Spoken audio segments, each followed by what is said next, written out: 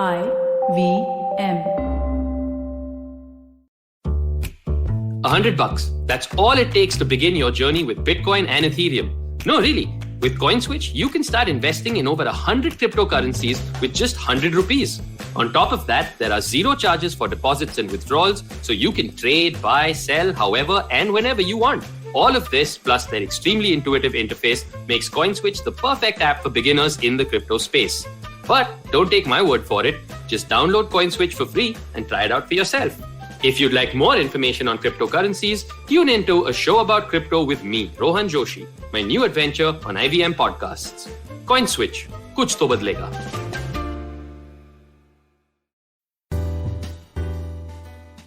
Handsellers of books are those rare people in bookshops who are very proactive and very helpful, who seem to know where stock is, where a particular book is without even having to go to the system, the computer. And they're very helpful, but they are also not too obtrusive. They will not intrude into your space, and your browsing and all that. And actually, a blogger called Lynn Scanlon in New York, she wrote something called "Are Handsellers of Books as Rare as the ivory-billed woodpecker in Arkansas?"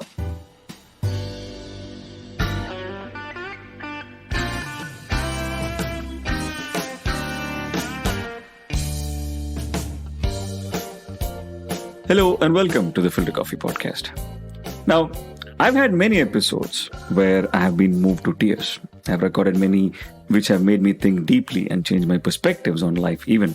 But I've never had as much fun recording an episode as I had in this one. My guest, Sridhar Balan, is a veteran in the publishing industry, an author of the book Off the Shelf, which also carries the tagline on books, book people, and places. Sridhar is a born storyteller, and his sense of humor is subtle yet magnificent. And the only reason you won't hear me laughing throughout this episode was because, thankfully, I was on mute for the most part. Sridhar has also been witness to some of India's golden years in publishing, an industry he spent 35 years in.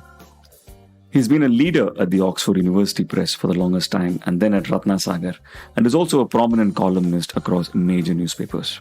I spoke to Sridhar about some of the extraordinary stories and anecdotes from India's rich publishing history, which incidentally is what the book is also all about.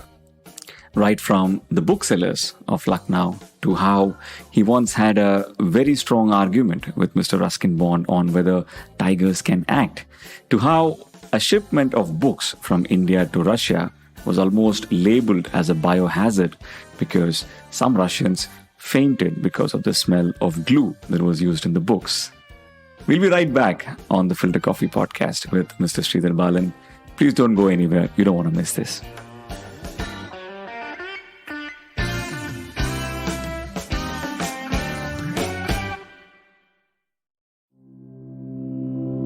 Do check out our new show, Tech Life at Intuit, hosted by Shiladitya Mukhopadhyay. Shiladitya talked to Anshuman Kumar, the Director of Global Brand, and Devanshi Srivastav, Software Engineer at Intuit India. They talk about Intuit's employee-powered approach, which has won them many accolades and tons more. Here's what they say about what someone joining a new workplace like Intuit should consider before joining.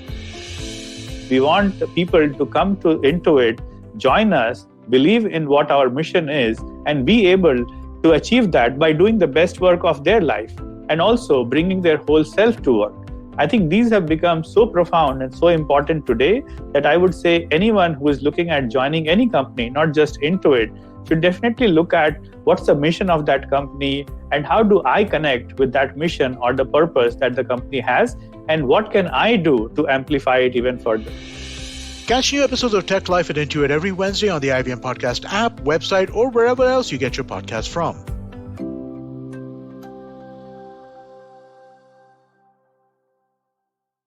Welcome to the Filter Coffee Podcast, Mr. Balan. How have you been doing? Thank you. Doing well, and today doing much better because of the rains in Delhi. Yes. Like I was telling you earlier, this is the most nervous I've been before a recording. No. I understand you start all your podcasts in the same way, and you see, luckily I don't take you seriously at all. So I know that, it's a lovely way of transferring, putting me at ease. Not at all. In fact, I'm being brutally honest. I'm nervous because your book is not just about you, but about so many prominent authors, and I don't want to sound ignorant about any of them. Anyway, moving on. You've been in publishing for 35 years, and I'm very, very curious to know how the journey began. Publishing, it's worthwhile asking these questions to other publishing professionals. It somehow or the other, it's not a conscious career choice. I mean, when we actually go through transit through school or colleges, we don't put down, join publishing industry as a career goal or a choice, because there is not much information available, and nor do we have professional courses in India which prepare you for a career in publishing. Unlike the West, unlike in England or in the US, I mean, you have university courses, which actually give you a degree in book publishing. So basically, I started off as an academic, as the short CV that I had given. I mean, which was I had a teaching stint in JNU, not for any great merit or scholastic ability on my part, but basically because the university wanted to save money. So while I was, doing my MPhil and PhD at that time, we had a system where interdisciplinary studies. So the students of School of Languages would have to opt for a social science major. And I was elected or press ganged to teach that course with all the pressures of a normal faculty member, but small problem without the salary. So that was that my initial, and I kind of got to like it. And then I got recruited into the Northeastern Hill University in Shillong, right, where I spent some delightful years, right from end of 76 right up to 80 or so. And then came back to Delhi, where I did a stint with the Center for Policy Research. And there, publishers and others publishers even call on you, mainly to get their books selected by the library, but also to meet up with you. And a couple of them said, sir, would you think of a career in publishing as an editor? And that's how initially I kind of drifted. I got a job with Macmillan 2 years, and then joined Oxford University Press in 1985. And I got so used to it that people were afraid that I may not leave ever, because that press is also a venerable one, you see. It celebrated 100 years in 2012 in India, but it's been more than 500 years old in the world for a long time. Its first book is printed in 1478. But so that was great, in publishing. And as a colleague of mine said, the best qualifications to join publishing is that you have to be a failed academic. And I thought I exemplified that. And so from that, actually, I continued my journey in publishing, and then joined, after the longest stint, about 18 years in OUP, I joined Ratna Sagar, which is, of course, took me on the other side, which was actually, they're basically school publishing, with school textbooks and so on. And that gave me a lot of chance to have workshops in schools. And one of the workshops that I do is to strengthen and promote the reading habit among children. And I do these workshops for teachers. I use teachers as a catalyst. And at the end of this program, I relate a story, humorous story actually, one from James Corbett. And sometimes I relate a Ruskin Bond story, but that has had hilarious consequences because I have always been mistaken for a doppelganger. There's a bit of an appearance look-alike, I believe, with Ruskin. You can tell me whether that's true. I think it's not true. Now that you mention it, I think the resemblance is uncanny. Yeah, thank you very much. But I once got business in a school in Kerala because they thought I was Ruskin Bond.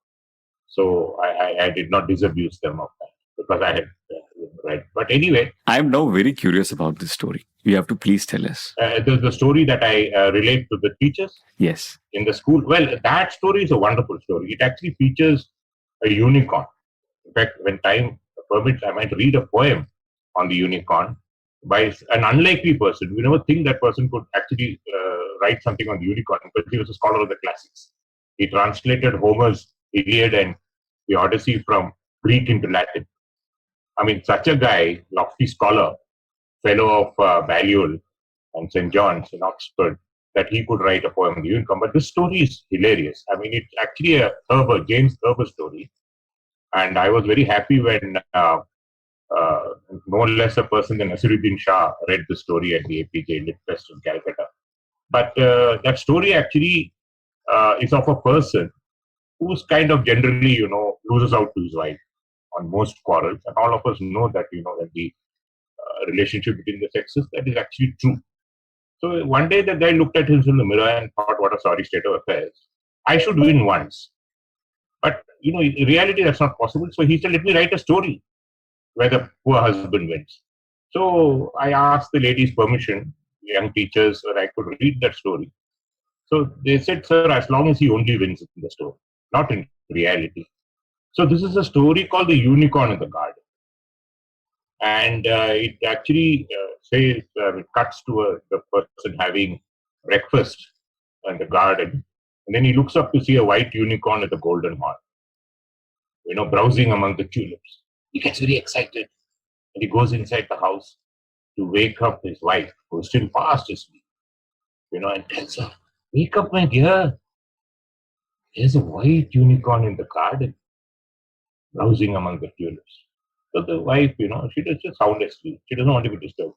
And you see, look at that written, the visual imagery that Herber conveys when somebody is disturbed. The lady said, the lady kind of opened her one unfriendly eye and looked at him. The eye by itself cannot be unfriendly or friendly or angry. It's the expression you bring. That is how, and she told him that you are a booby and I'll have you put in the booby hatch. And she went back to school. So that's how the story unfolds, to cut it short. And then she actually calls in the police and she calls a psychiatrist to really examine the husband. And when the police and the psychiatrist, they're so upset, they call this guy in and ask him, have you really seen a unicorn at the golden horn? And he says, of course not. The unicorn is a mythological, beast. And so they actually accost the woman and take her away and tell her that she's imagining unicorns and she's quite mad. So, and the husband, he lived happily ever after. That's a wonderful story. Yeah, so that's what I did. And then you asked me about the book. I've been writing. I've been writing, nothing better to do. I've been writing columns in 4 major newspapers at different points in time. I've been writing some of my, so I have been published. I did a one on Max Muller and Henrik Zimmer, a studentologist who never visited India and India, Germany volume. I did a wonderful encounter between Andre Malraux and Nehru in Paris, which Rajarao set up. So somebody asked me, why on earth haven't you written a book? There are so many stories to the book. So I gave a very simple answer. I said, the reason is no one asked me to. Till, one poor publisher friend took the bait. It was meant to be a joke. That guy took it seriously. And over a drink at the India Habitat Center bar, he kind of said, you will have to. And I thought no more of it till he landed at home with the publishing contract. And that was Ravi Singh was speaking time. And that's how the book came. And I decided to make it anecdotal. And I'm so happy that books book people and places. So the stories are there you can actually read any part of the book, and it's meant for the general reader. It's not a history of publishing, or it's not something that that you have to be well versed in intricacies of publishing. Right. And a lot of people, general people, have enjoyed the book. That's what kind of it makes me happy. Did you? Was this always going to be your first book? Did you always have this in a corner of the mind saying, at some point I'll write this book? Well, let me put it like this. I've been doing a fortnightly column, most recently in the Asian Age for quite some time.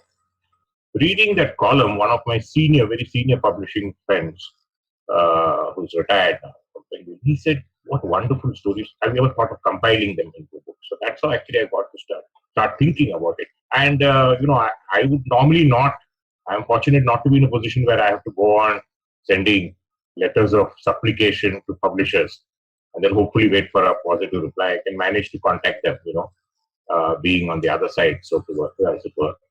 So in a way that it was, but now actually there is a demand possibly to keep me more busy. A podcast, the family feels has not done the trip. So they feel I should do a second book. And and I would like to warn all these people. I might be visiting Mumbai for that at some stage, so they better be careful. But I might do one on bookshops this time. iconic bookshops, which have been a part of the intellectual and literary landscape. Some of them are fortunately still open, but many are closed. But I think it's very important for us because all of us have experience of going into a bookshop, Absolutely. and so we need to have a history of that. So I've kind of, for publisher, I've done a bit of small write-ups on the bookshops I've selected, and which includes Wheeler, Lava, it includes Higgin Bottoms, the chain from Chennai. It includes, of course, Strand in Mumbai. It includes Bari in Delhi, and so on. So let's see.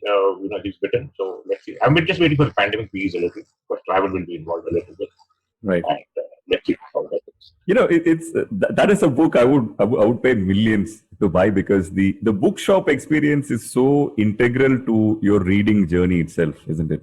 I know in the book you write about Ram Advani, the bookseller in Lucknow, and Dharmesh Jain and many others. For me personally, I don't know if you've ever been there, but the Landmark store in Chennai was the place where my reading actually happened. Of course, along with the British Council in Chennai and many others, and Higginbotham's also. But the Landmark store had a very big role in it. And I was recently speaking to Hemu Ramaya, who was the founder of that place, and we spoke about some of the extraordinary moments in the journey of that store.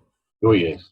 Yeah, but I've lived in Delhi for 10 years, and Barisans has been a Landmark 2.0 for me. So I'm really looking forward to that book as well. Can I say a few words about Landmark? Please. I know that store very well, both the Nungambakkam flagship store, which you must have got, but also to the one that they opened at the Spencer Plaza. Yes. I used to stay just down the street, initially at Connemara, and then further down again at the Residency Club, and then later at Radisson. Radisson became my kind of beach, so to just walk out. And I found some amazing, that was a bold statement for a bookshop, over 30,000 square feet of space, but they had other things as well. And we were all very sad to see it go. But I picked up a wonderful, my copy of History of Reading, Alberto Manuel, who's kind of been a mentor. But Hemu, I've had some fascinating conversations with her and her husband.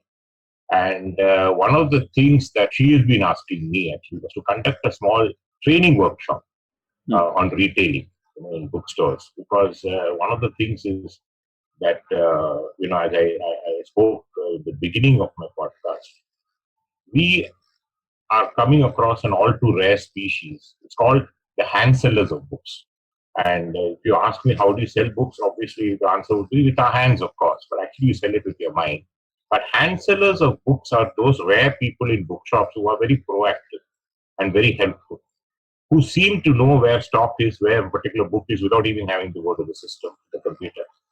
And they're very helpful, but they are also not too obtrusive. They will not intrude into your space, and your browsing and all that. And actually, a blogger whom I've known for some time called Lynn Scanlon in New York, she wrote something called "Are Hand Sellers of Books as Rare as the Ivory-Billed Woodpecker in Arkansas?" And I had not been to Arkansas in spite of a certain Bill Clinton who made Little Rock very famous. But I only came across a bookseller from Arkansas at the London Book Fair. And I found that he specialized in quilt making, cross-stitching, embroidery, and dressmaking. And in London Book Fair, we normally don't sell books. But he saw me browsing, and he thought, here is a customer if there was one. And I was particularly interested in the quilt making section. He asked me, "You make quilts?" He said. "Are you interested?" So I said, "No, I am not, but my mother-in-law is." And actually, he gave me a copy of that book, which I dutifully carried to Bangalore and presented to my mother-in-law. Was very surprised. It earned me some brownie points at that time. Wow. So this ivory, I told Lynn that they are as rare as the tragopan bird in Nagaland. It's a beautiful bird. Salim Ali, the ornithologist, had recorded it in the birds of Nagaland. But the tragopan is now increasingly difficult to spot. Wow. So hand sellers of books it's very important, apart from the proprietor of the shop. And so I was relating this once to Hemu, and he said, "Can convert our guys to hand sellers?" She asked. "Bit of a tall order, Hemu," I said. But she was very keen I should do that. I never found the time, I guess. And then, of course, now, that bookshop. But I'm so happy that you went, and you went to that landmark, the amazing readings. And, they have featured Sudha Murthy there quite a bit. In fact, I might do a history of Higginbothams. Actually, amazing history of Higginbothams, actually. How it started and about, Joshua Higginbotham. I mean, he was the one who actually took over the store. I mean, he was working in a parish in Chennai, handling that bookstore for a Christian parish, Wesleyan order, and then how he started this. And there were publishers too. Higginbothams were publishers. Right. A.H. Wheeler were publishers. A.H. Wheeler published Kipling, Plain Tales from the Hills.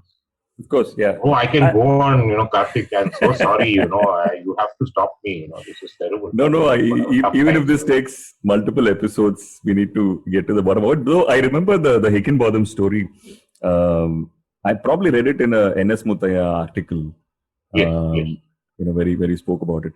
But coming back to the hand sellers piece, I completely am fascinated by what you just said, because both of us live not far from each other, and the Midland true. In the Hoskas dangerously close, as someone might say.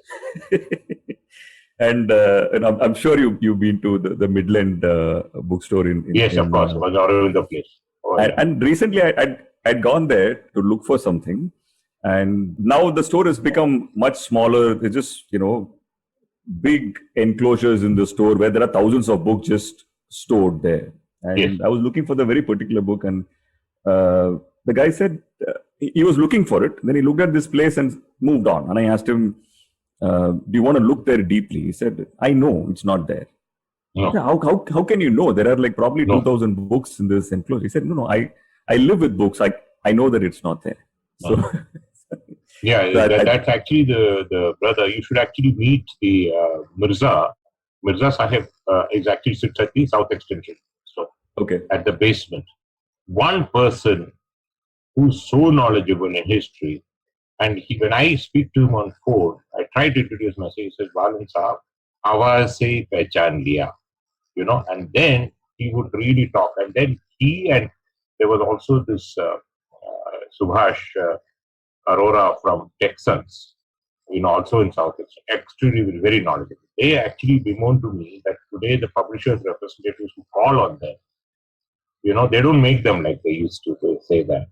So I believe, and in fact in this book, you have an episode on my showroom at OUP that we had at Darya Branch, which actually functioned as a kind of a retailer of books, and we had some very eminent people coming, including Soli Sorabji, the late eminent lawyer who launched our political economy of law. And, after office hours, in the evenings, obviously, we served some refreshments of the slightly stronger kind, along with some snacks. And my finance officer, venerable old Bengali gentleman, who was not addicted to spirits of any kind, he kind of told me in Bengali, by the way, I speak that language fluently. He told me, that means beyond the budgeted expenses we are going on. And he said, sir, can we cut down? I said, no, I was the director. So I said, no, we'll keep continuing. So, but I have a way that we can recover them. And he thought I was quite mad. But he said, how can you sell so many copies of Political Economy of Law, quite a tome, to justify this expense? So, but I hit upon something. Soli, as many people might know, is a great lover of jazz. Right. And he's actually a jazz enthusiast. And I had a section on jazz books published by OEP New York. And I took Soli there quietly after duly having fortified, refilled his glass of wine, and took him there and showed him all. He said, wow, some of these books, he said, I don't have. I'd like to select them. Will you give me a discount? So New York gave us a very good discount. I said, yes. And next day, I sent the books off to him at home in Sundarnagar and promptly came back a check. So not only did we get payment and recover the cost of the party, but we didn't have to explain the credit system either, not give credit to a bookseller. We got cash. So that kind of thing then, yeah. Which is amazing. Actually, which brings me to the question. Before we go deeper into the book, you started by talking about, how you got into the business in the mid 80s. Right? I'm assuming that's also the time when Indian authors started becoming extraordinarily famous globally. What was some of the idiosyncrasies of the publishing business back then, in which probably don't exist today? Oh, yes. Very interesting, actually, in many, many ways. Uh, you know, something called publicity and marketing, at least, and not just mid 80s, that was Oxford, but I had actually joined publishing a few years earlier, so we can start from the early 80s. Right. But something called publicity and marketing was simply virtually unknown. Somehow or the other, it was thought that, you just needed to edit, produce the book. You had to have a production department. And then, you just needed sales. And that's how that had to happen. So we didn't have publicity or marketing, somebody to promote. And also we didn't have designers. Now we have in-house designers. So those things we didn't have. Books were kind of, the editor was so filled with the importance of what he or she was doing. She thought just everybody in the street should have a copy of that book. Unfortunately, other people were not persuaded. Thus, so you had to try and, really sell them. The other problem that I had, because Oxford was an academic, publisher of academic books. And so promotion of these would lead to interaction with university professors or dons or readers. Now, our salespeople were not necessarily with higher qualifications. There is always this hiatus between editorial and sales.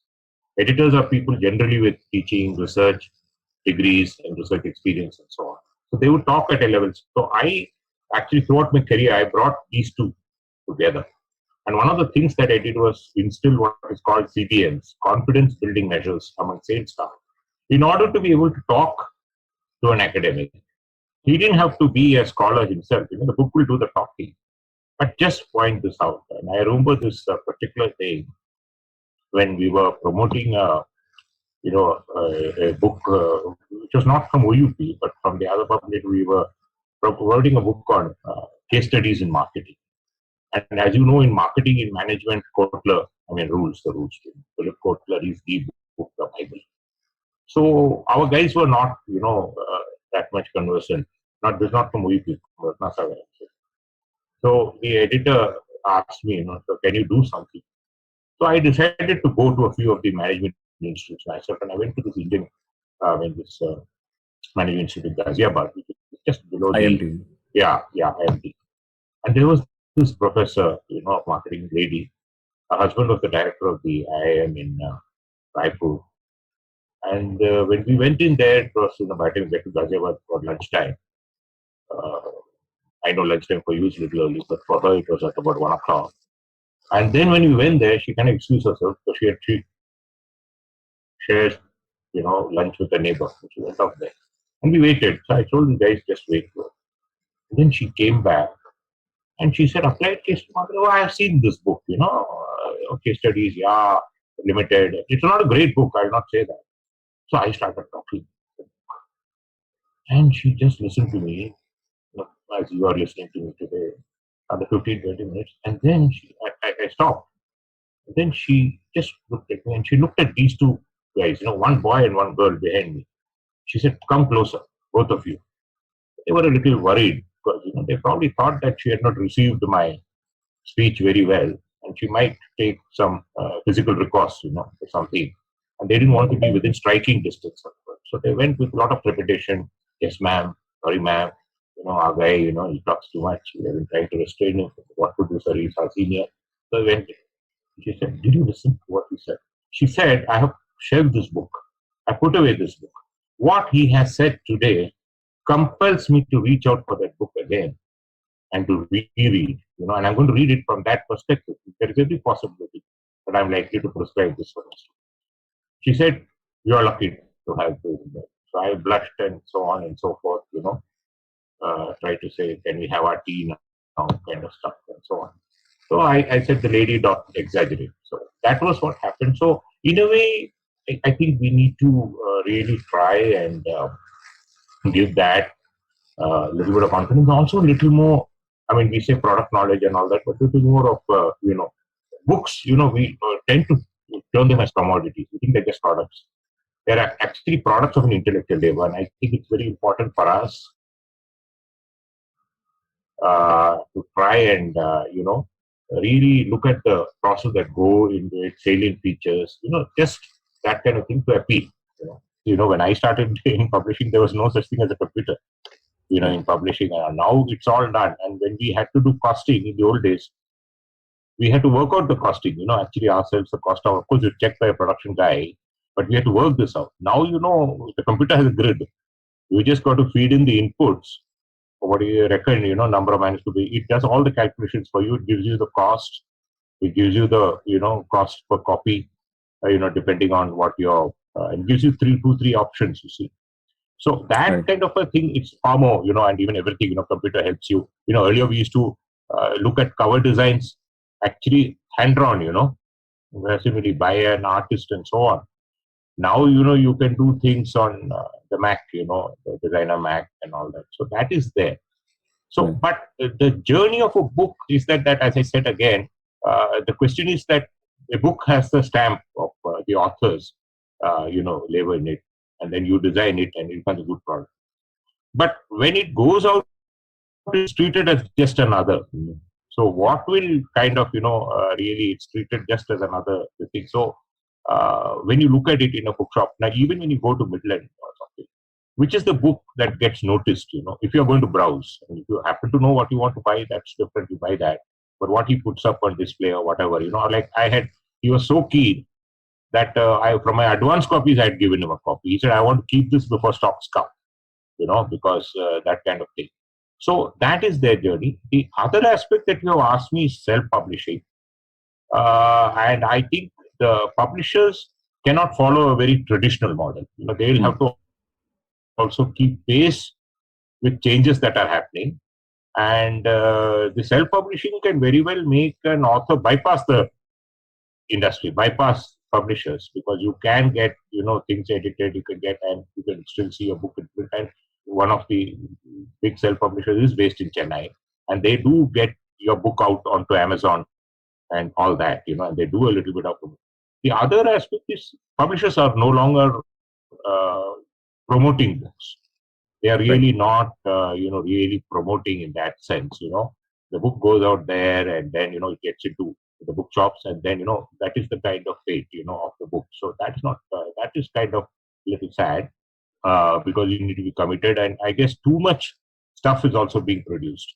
But what is interesting is many of the big trade publishers have set up what is called self-publishing divisions. They have a person to look at the output, and if it looks promising, they offer contracts. I mean, that's actually happening now, and people do feel now that some of the great books that now have become bestsellers started out as self-publishing. I mean, even Corbett, the forerunner to Manitus of Kumaun was Jungle Stories, which he actually self-published. If you see that, I said, he published 100 copies with a press in Nainital. We know the name of the press, called London Press.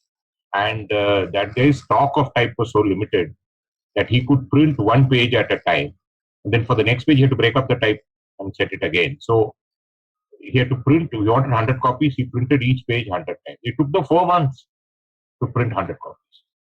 The other is, of course, technology. Technology has helped a great deal.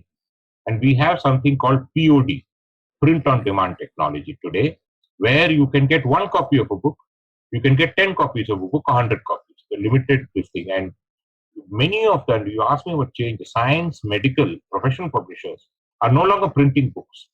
They publish only in the digital form or as e-books. And if you need print copies, it is called on demand. They will print 1 copy for you. It will be charged, of course. And the other, of course, is that edited books in medicine are actually promoted chapter-wise. Each chapter is a book. So that if it costs, the total book costs 70 euros, each chapter is 20 euros. So a medical professional only wants to look at the chapters of relevance to him. He doesn't want the whole book. So a book as a book is no longer, we thought it consists of so many chapters. The chapters are discrete chapters. They are separate chapters. They can be promoted as such. So parts of a book, the parts themselves become the whole book sometimes. Amazing. This thing about printing on demand actually reminds me of yes. An excerpt from the book itself, where you're talking about Deen Muhammad and how his book was published at a time when there was publishing by subscription, isn't it? That's right. And I think there is a story on Deen Muhammad, which, because you started by talking about the London Book Fair, which I'm assuming is also when you discovered the Hindustani coffee Yeah, house there. right, at the corner of George and Charles Street. Yeah. Tell us a little bit how you discovered Dean Mohammed. Oh, fantastic. That's very good. Actually, that's a very, very nice one. Dean Mohammed actually discovered me in the sense that, you see, this was the diary that he wrote of his adventures in India, Ireland, and then, in London or England. And that diary, as we said, was his adventures were published by a subscription only for this reason, that no printer wanted to print X number of copies and allow stocks to buy. So he wanted that people must subscribe, pay that money, and then he would, do the process of printing. And in some cases, sometimes they would print sheets and keep it in the printing press establishment, but would not bind them. So they cover your losses. Actually, when I was speaking yesterday, James Joyce's Ulysses, which was published by Sylvia Beach of Shakespeare and Company, this iconic bookstore in Paris, was also through the subscription method. It cost you 130, pounds or 130 francs to subscribe to it. And there's a wonderful letter. She was trying to persuade George Bernard Shaw to subscribe to it. And Joyce had taken a bet with her that he would never subscribe. And she took a bet. And the bet was a box of wonderful cigars. And Joyce won the bet. Because George Bernard Shaw, the hilarious letter which I read out yesterday from Shakespeare and Company, her book, where he says that, but he looks at all the darker side, Dublin. He said, I am an old man now, also a Dubliner myself, but many people like me, including myself, we are not going to spend 130 francs for a subscription. And so Joyce got his box of cigars. And then Ezra Pound remonstrated with George Bernard Shaw that you must, So he retorted back. He said, Ezra, you take care of the pounds. I'll take care of the pence. That's Bernard Shaw to Ezra Pound. But coming back to, this way, of subscription and so on. So you would like. So very often people have also been working on what we call the pre-orders, trying to get pre-orders and trying to pre-empt. But talking about Dean Mohammed, he was perhaps one of our first entrepreneurs in England. When my father visited London for the first time, 1958, he sent me a picture postcard of Veerasami's Cafe in Piccadilly. And he said, this is one of the first South Indian hotels here, and you can get masala dosa and filter coffee. But he never mentioned how many pounds he spent for that. And I suddenly, much later, when I heard about the Hindustani coffee house, I was struck by it. So that was what actually he did as the first Indian author. And Mike Fisher was teaching history at Oberlin. He sent us a proposal at OEP with this diary and with the introduction to it. And so OEP published that, in the 1980s, 87, 88, I think, or 89. And I think that that's how we knew.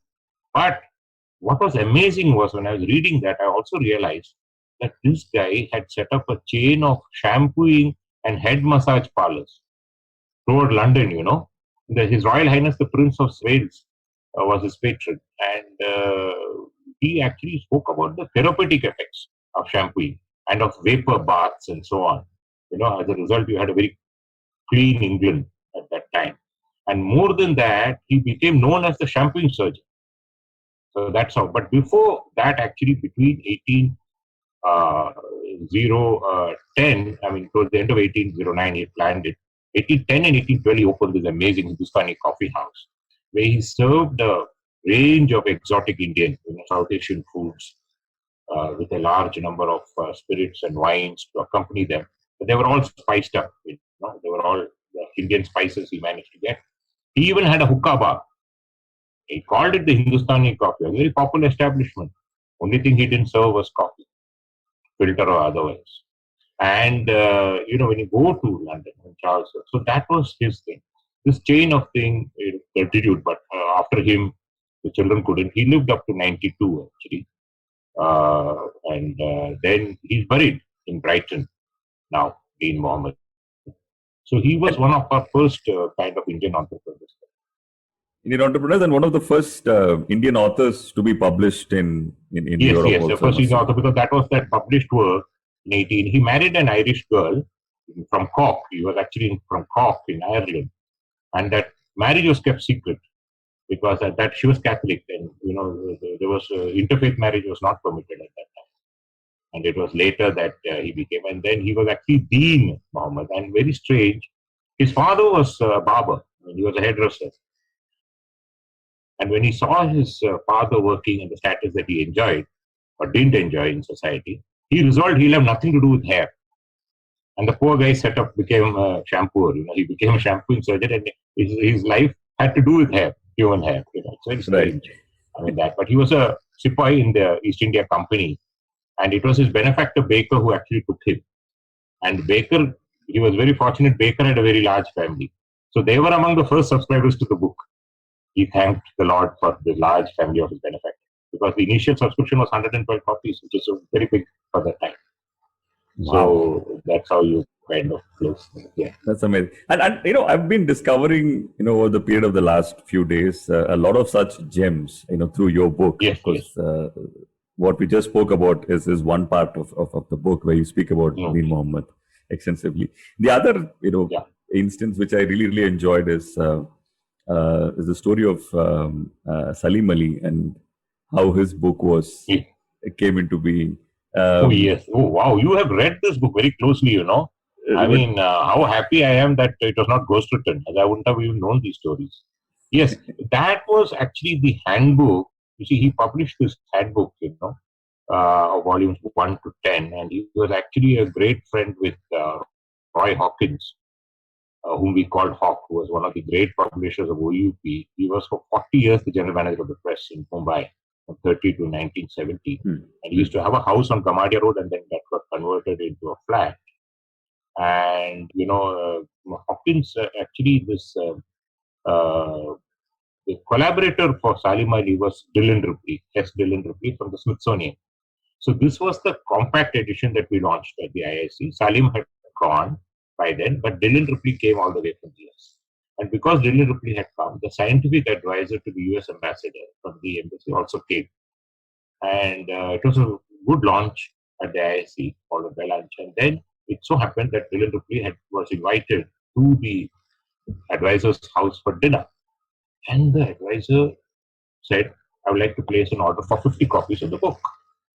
And we were thrilled, 50 copies of a large book, compact edition, was great. So we said, fine, a colleague of mine, John Mackrell, who then went back to England later, and who was actually a cartographer by profession, but he was handling our design. So he said, why don't we take a trip to our revenge office and we look at the warehouse and look at the stock, And I thought, okay, 50 copies is what? Stock has come. So maybe at the most, we'll have to look at 150 copies. Look at, 50 copies. We spent the better part of that afternoon there, totally. It took us more than, I think, something like 3.5, 4 hours. We went through more than 300, 350 copies. And I was wondering, John was just looking at the color plate, at the visuals, and he was rejecting copy after copy. For me, it looked reasonably good. And I was wondering why. Maybe my eyesight was failing. He said, wondering what I'm doing? Look closely. He said, I looked.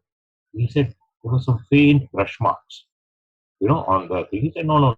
Scientific advisor to the US ambassador, can't create bad relations with India and the US. So he started rejecting.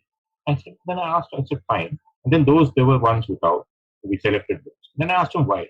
He said, what happens? When the sheets are printed, they are actually stacked up and laid out to dry. You see? And after they are kind of semi-dried, labor sits there to smoothen the pages. And what they use to smoothen the pages are broomsticks.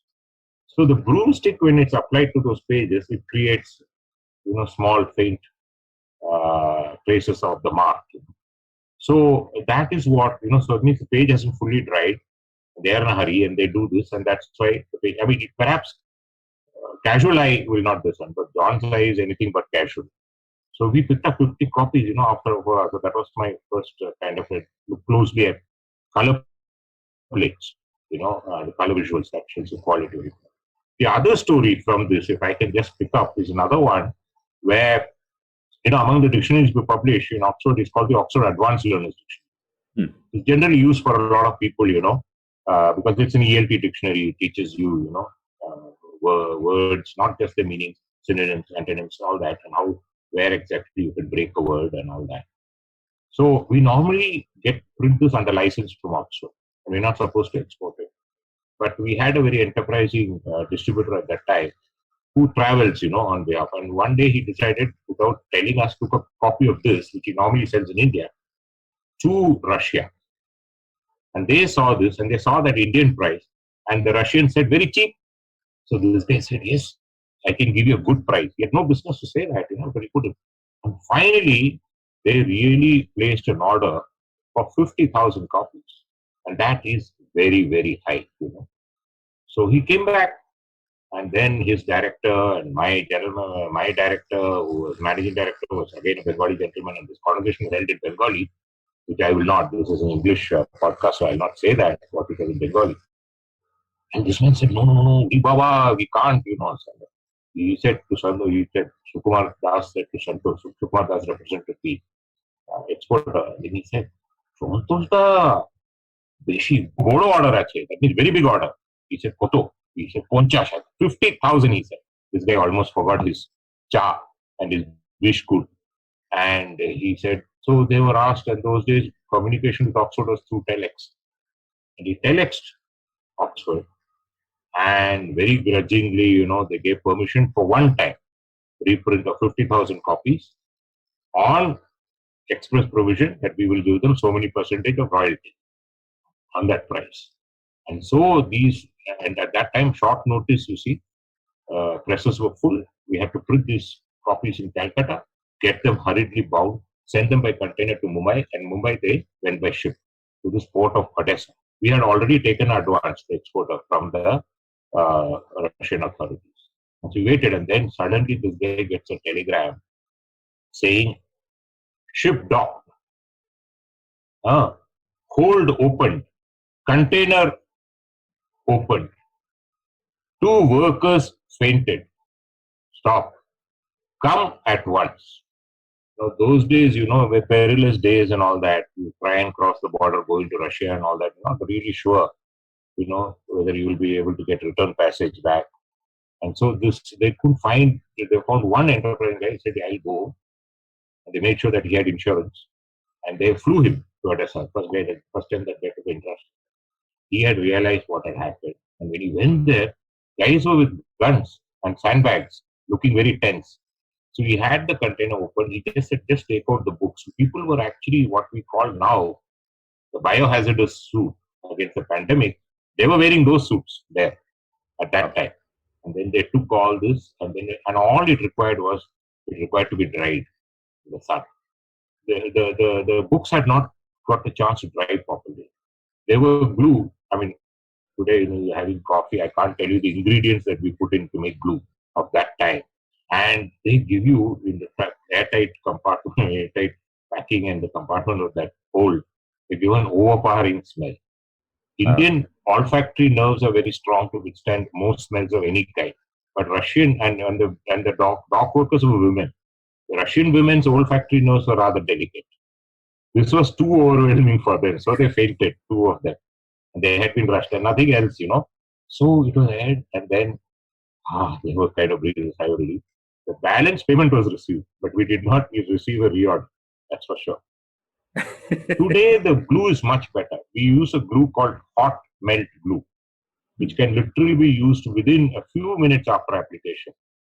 It dries the book and all that. So technology has been the harbinger of change in publishing, but we need to control the technology. I'm very curious to what you used as glue back then. Yes. I will tell you that in a separate conversation. After all, you live in Shivalik. Maybe I might bring a bottle and ask you to sniff glue, as they do in some of the Latin American countries. That is the high on which small children at the Copacabana beach in Rio de Janeiro get high upon. Anyway, my bar is running thin thanks to the pandemic. I can use some substance. Substance. Then a bar is running thin. Mine is actually waiting for consumption. More people to consume. The bar is actually hopeful. I've just about cleared a few, but there's enough sustenance here anytime that you'll drop in maintaining social distancing. How you're going to drink with the mask on is another story. True, absolutely. But interestingly, just to Maybe put the this in straw. perspective, the two stories you mentioned, right? The first one, which is on the Salim Ali's book, which year was it? That was in, I will tell you, in 1990, I think that was 90. 90. Okay. Yeah. And the Russian episode was? The Russian episode was round about the same time, a little after. I would say about 91, 92, because that was the time when the person who recruited me to OEP, Ravi Dayal, who was an absolute, I called him as a prince among publishers or a patrician publishers. He had kind of taken premature retirement in 87. And Santosh Mukherjee came in, and then he was succeeded by Neil O'Brien, the father of Derek O'Brien, who was another wonderful person. So these things happened at that time in 91, because 92, 93, Neil O'Brien took over. Right up to 96 as the managing director. So these were the people, and great advantage was they had that managed that functional autonomy from OEP, from Oxford actually. So when you were asking about changes, actually now the OEP India office is a total, complete branch of the UK office. Very limited autonomy. Those days we had stalwarts, who could manage that. In fact, there is even that famous story of Liu. In fact, if the time permits, I'll read a poem of his. But he had set up office in 1912 at Hornby Road in Mumbai. And then it was first floor office. So the weight of the books were threatening to make that floor collapse. So the landlord was very apprehensive. So they shifted to Elphinstone Circle.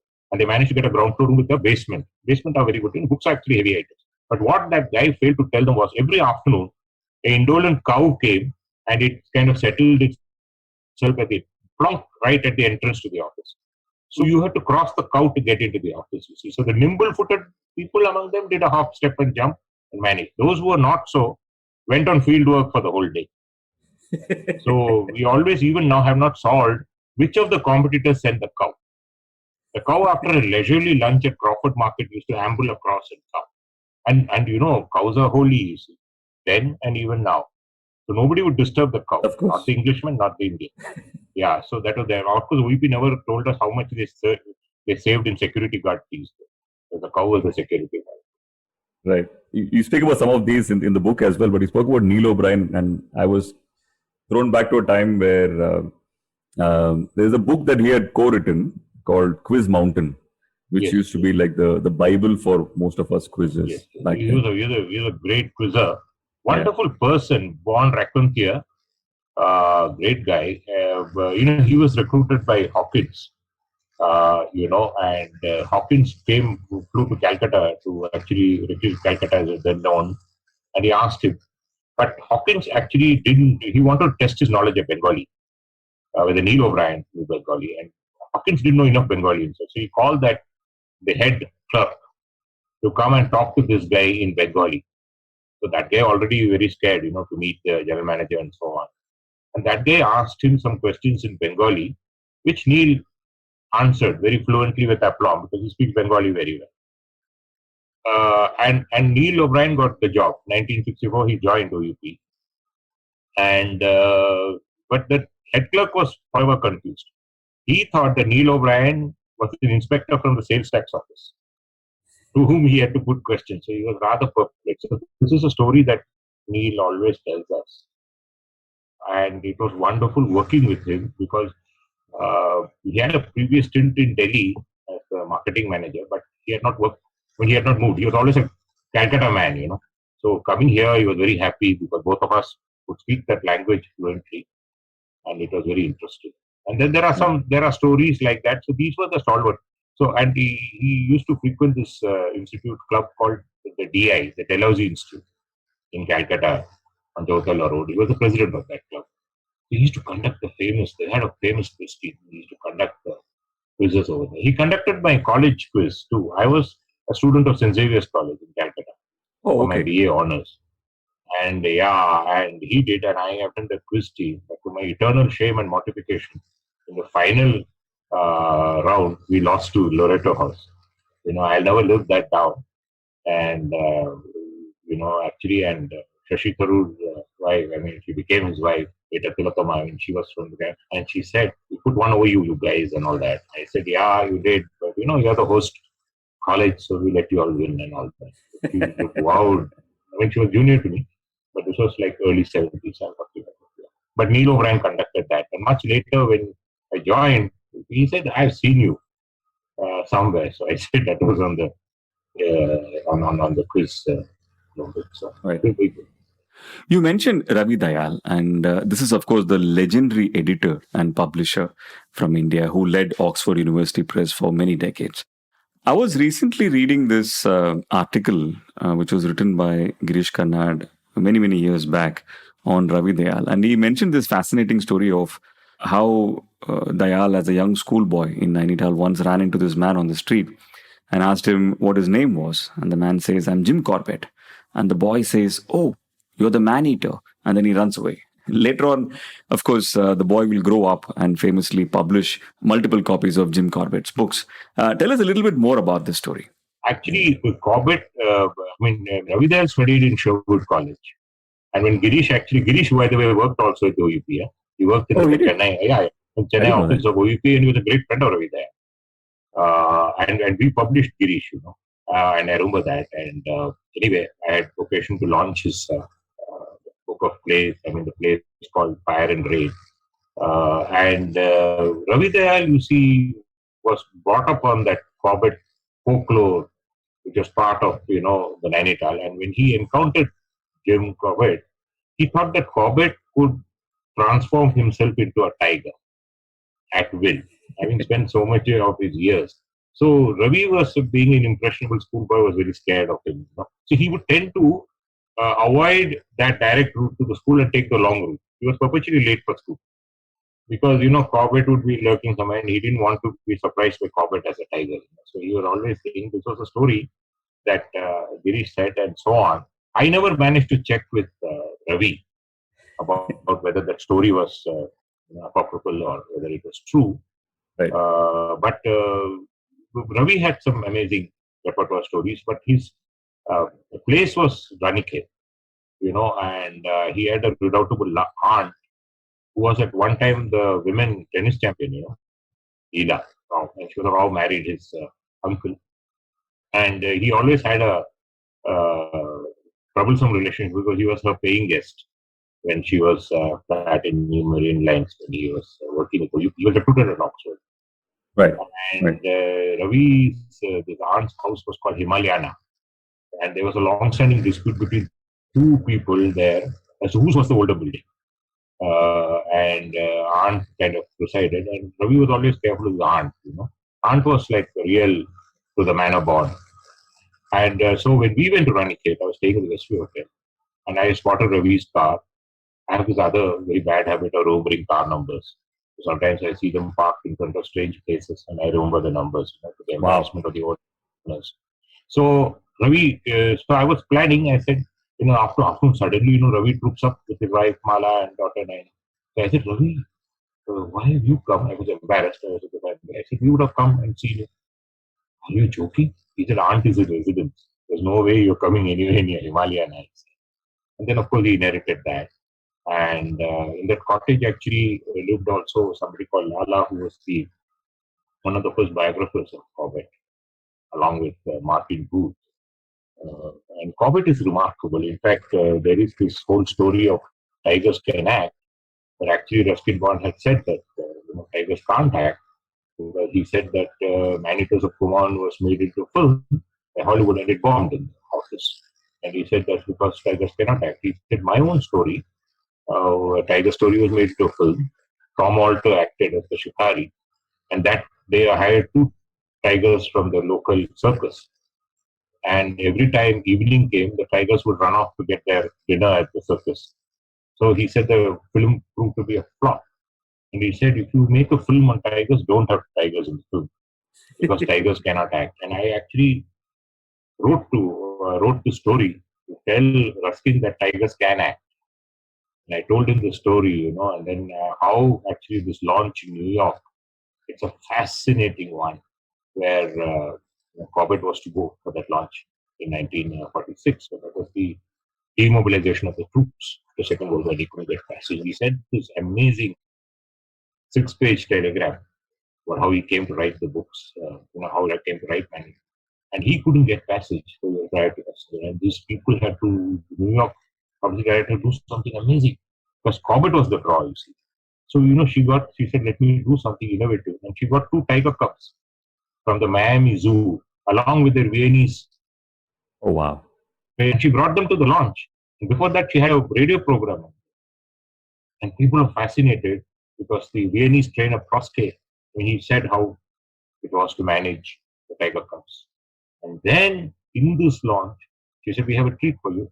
Everyone was insured, by the way, in case the tigers got very playful. And then anybody who bought the book, one of the cubs would sign the copy for you. They would autograph the copy. So I asked, when I relate this story to children, I thought, how does a tiger sign a copy?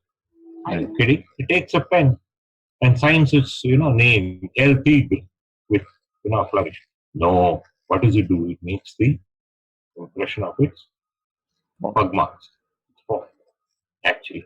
And then the story never ends there. My stories never end. You can see that by now. The normal ink stamp pad can poison the cub. So they got meat packer stamp. It's edible. So I told, and then the copies were as that. With my resources, I have seen a facsimile reproduction.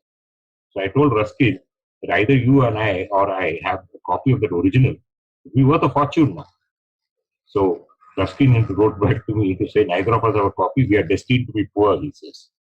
Anyway, that was time. But amazing. What a story. It was a bestseller all time. They sold 490,000. Yeah, it's a wonderful story. That hotel, very important, because held at the Hotel Pier in Manhattan. That hotel, Pier, is owned by the Taj Group. I remember I told the the managing director of that hotel, called Raymond Dixon in Mumbai, he said, what an amazing story. Do you have photographs of that launch? I said, I was not around in this world in 1946. But I said that office OEP New York will have. They have since shifted office. They are now in 198 Madison Avenue. I mean, they're now actually in 200 Madison Avenue. They've taken a part of the building in the New York Public Library. But you will have to write and ask, and I don't know whether those photographs have been stored and kept. But amazing. I mean, that was the India connection with that. You've also given me in the process a killer quiz question, which I can show off to someone. Very good. Excellent. Yeah, I'm conscious of time. You're still a quizzer, are you, Karthik? You're still a quizzer? Yeah. I if I could make a living with quizzing, I'll probably do that. I'm in advertising because I'm not able to do that. So. Yeah, wonderful. Yes, so many people. My sister, who's now in Toronto, started off her career working with JWT. Right. Years ago, yeah. She was. And much like books, I also probably have Landmark to blame for the quizzing as well, because they used to conduct the greatest of open quizzes. Oh, Chennai had the Landmark quiz. Yes, Chennai had a very good quiz team. Yeah, they had, and so did. Calcutta, of course, was famous for quizzes, and it is wonderful because it keeps. And Neil O'Brien had a wonderful. They had a wonderful bank also of questions. Yeah. In fact, Derek used to do the Bonvita and he used to do the open quizzes as well. Derek O'Brien. And I remember once I somehow managed to get in. And then one question came to the floor and I got up and answered it. And then he said, this is a guy I know. We are going to give him whatever is the prize, the hamper. But henceforth, I am banning him from answering any more questions.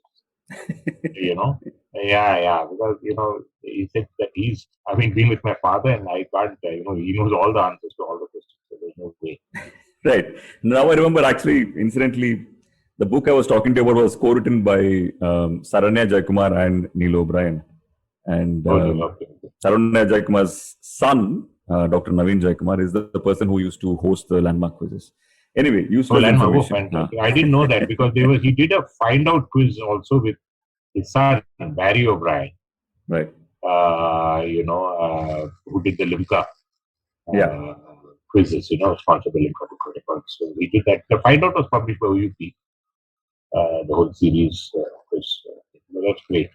Right. You spoke about a lot of anecdotes.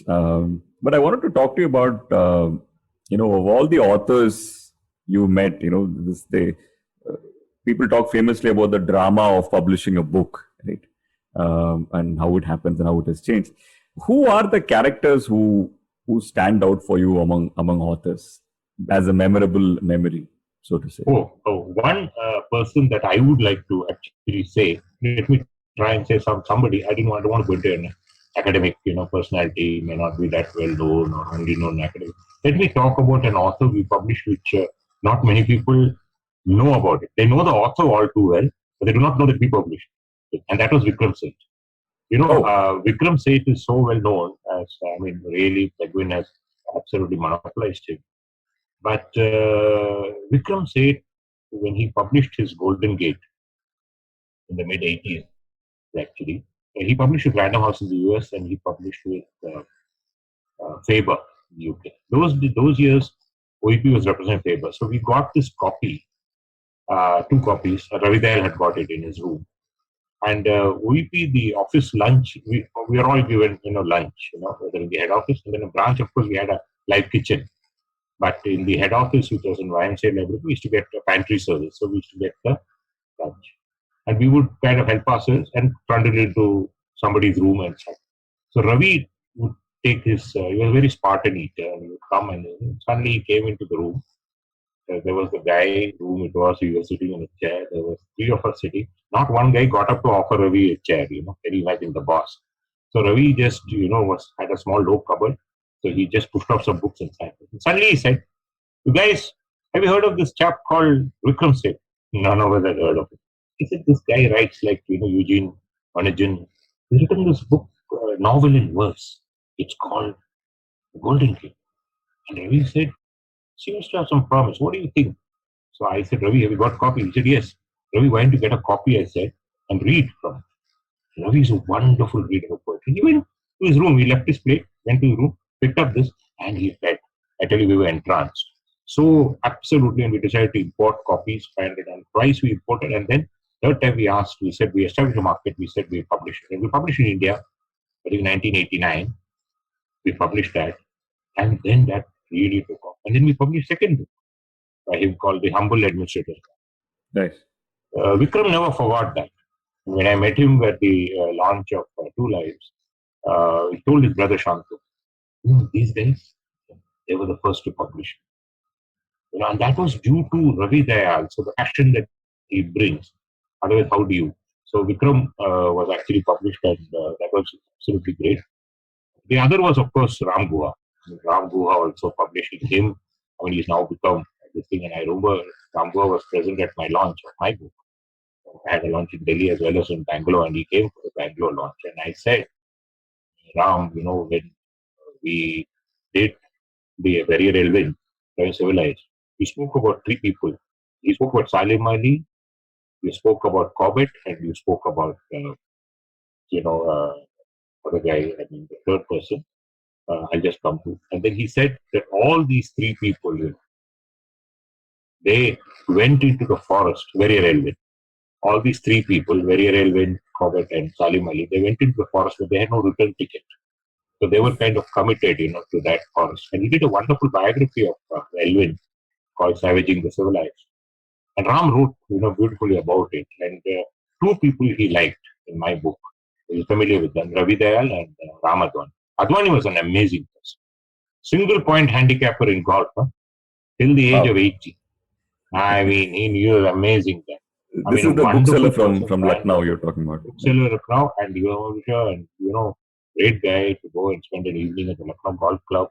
And one day when I go there, he tells me, "Balan, you must congratulate. You are one of my oldest friends." I said, "I am an old friend, but not the oldest." I'm not. You tell me that. He was born in 1920, so I was not. He said, "Congratulate me." I said, "Why?" "I'm the oldest member of the club." I said, "How come?" He said, "When I joined, the sponsor, proposer, and seconder, there was a president. So there were only 3 members of the club." He said, "The president died. My proposer also died, and my seconder also died. So I am now the oldest member of the club." And we had a drink together. It's a treasure trove of stories. I wish we had about 3-4 hours where we can dig into each of them. Yes, I think so. But fortified by some refreshments. I have this strange feeling that we will be doing one more episode very soon.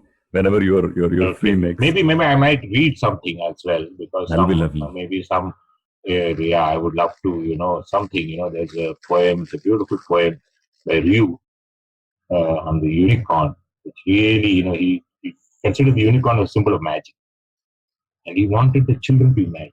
If they only closed their eyes and they imagined, they could visualize a unicorn. It's a beautiful poem of the unicorn, and you really don't think that here is Emile Victor Ryu, scholar of the classics, who went back from India to England, joined Penguin as the chief editor of their classics, and continued to check proofs while bombs were raining over London during the Second World War. He never took shelter in the bomb shelter. So he's a wonderful person. But that poem I would love to read. So maybe. Is this a long poem the one that you're talking about? It's a longish poem. Can I read something by Ruskin Bond? Yes, please. Yeah, a short poem about we who love books. Sure. We who love books by Ruskin Bond. Some books I'll never give away. Though old and worn, their binding torn. Upon my shelves, they'll always stay. Alive, still red, still fresh, each dawn. Their magic moments, never gone. Familiar friends, these timeless tales have been with me since I was 10. And as I turn their pages once again, I feel and love their old refrain. Great words, great thoughts, still stand the test of time that's passing by so fast. These good companions never fail to give me joy, to nourish me. We who love books will always be the lucky ones, our minds set free. Beautiful. Thank you. What an apt poem to read in this episode, and with you. Yeah, especially. that I thought, as a lover of books and of frequenting a landmark and prowling in Midland, I thought that would be a nice one.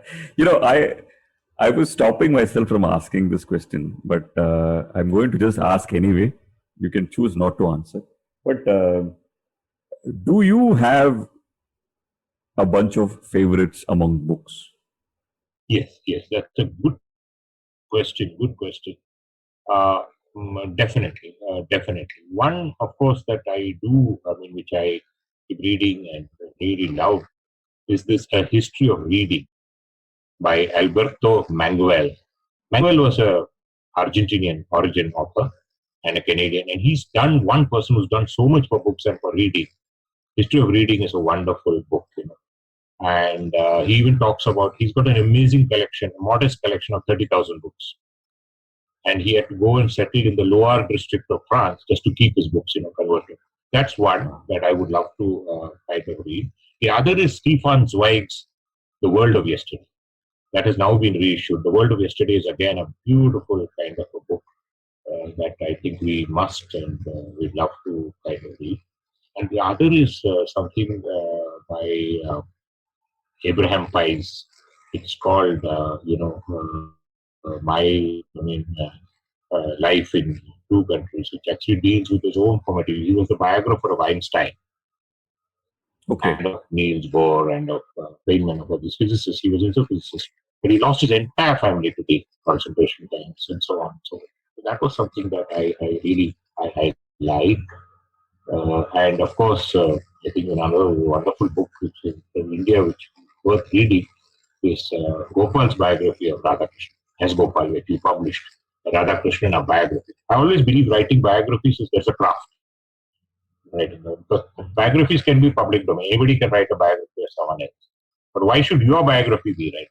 And I think that is a real thing in craft biography writing. And there are many more. You must read Peter Drucker, Adventures of a Bystander. Actually, he says, other lives, my times. And he deals with a galaxy of people whom he met when he grew up, in Austria-Hungary at the time of, growing up in Vienna, meeting people like Freud and all that. So that I think was also something that is worth reading. And more of that kind of thing you can actually find from me. And I would love to sometimes, just between us, maybe send you a small, some of the new books that you could try and have a look at if you like. and you might like to enjoy reading some of them. I mean, if you're not going to office anytime soon, pandemic. Thank you so much. Thank you so much. That would be lovely. Wonderful. Thank you very much, Karthik. I really look forward. Yes. More power to, Filter Coffee. More power to you. You're a wonderful person here. I can understand that headband, because the one is obviously not been able to go into the hair clipping salon. And I hope at some stage you might. But let the headband stay. It looks so like much. John McEnroe. Thank you. And it's an absolute privilege to have you on the show. Thank you. No, it's been a wonderful thing. And I hope that this will be the beginning of a conversation which will continue online and offline. Absolutely. And especially on books and on reading. And sometimes I try and also maybe send some of the stuff I've been writing. Inflict some of those on you. You may choose. You exercise your democratic right not to read. That would be an absolute honor. Thank you so much. Thank you. Wonderful. Thanks for being on the show. Thank you. Bye. Take care.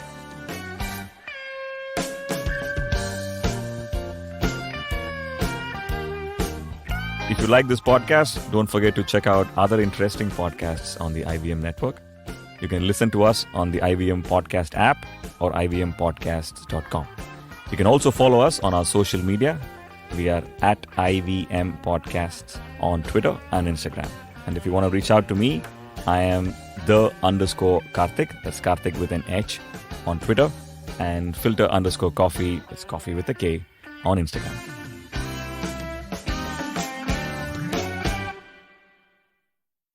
Hey, it's been another great week on the IVM Podcast Network. On the Edges and Sledges Cricket Podcast, in the first half, Ashwin is joined by Varun to wrap India's ODI tour of Sri Lanka. In the second half, DJ joins the party to discuss the first T20 international between India and Sri Lanka. If you'd like to hear more about this match, former Indian cricketer Sabha Karim joins Rajiv Mishra on Khel Niti and they talk some more about it. Ladies and gentlemen, we're really excited to announce a show about crypto with Rohan Joshi. He's going to dive deep and demystify all this crypto stuff that we've been hearing about. And let me tell you a little bit more about stuff that's going on the network really quickly. Congratulations to Maru Kinayat, who celebrates 50 episodes of The Note with a discussion on health as a fundamental right. On Paisa Vaisa, Anupam talks to Harsha Chetanwala of mywealthgrow.com. Zarina Poonawala is starting a new miniseries on emotional intelligence. Do check out the kickoff episode on the Empowering series. And Simplified talks about semiconductors. Do follow us on social media. We're IVM Podcast on Twitter, Facebook, Instagram, and LinkedIn. And remember, if you're enjoying this show, or any other show for that matter, please do tell a friend. That's really helpful for us. And finally, we would like to thank our sponsors on the network this week. They make this all possible. Thank you very much. Ciet, Cred, Global Victoria, Bank of Baroda, Intuit India, Lenovo, and CoinSwitch Kuber. We really appreciate your support. Hi everybody, just wanted to ask everyone for a quick favor. We're running a brand survey right now and would really appreciate it if you could let us know what you think about the advertising on IVM. Go to ivmpodcast.com/survey and do let us know. As part of this, we'll be selecting 10 random participants and sending them some IVM swag, so do fill out those surveys.